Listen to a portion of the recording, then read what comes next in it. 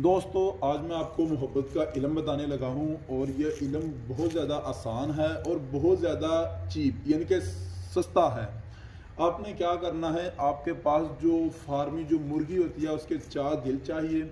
एक तवीज़ आप देख रहे होंगे स्क्रीन के ऊपर, आपको नज़र आ जाएगा। उस तवीज़ की 4 फोटोकॉपी आपने करवानी है, यानी कि 4 फोटोकॉपी आपने करवा कर 4 दिन लेकर आपने कब्रिस्तान आपने चले जाना है।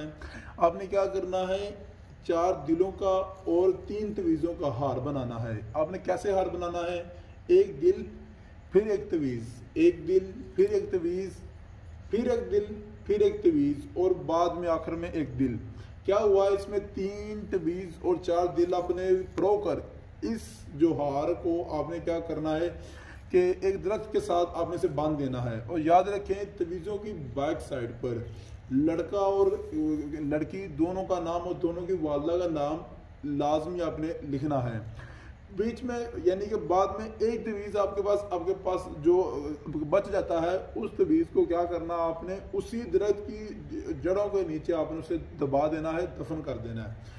वहां पर आपने खड़े होकर एक मंत्र है जो स्क्रीन पर आपको नजर आ रहा है, इस मंत्र को आपने पढ़ना है।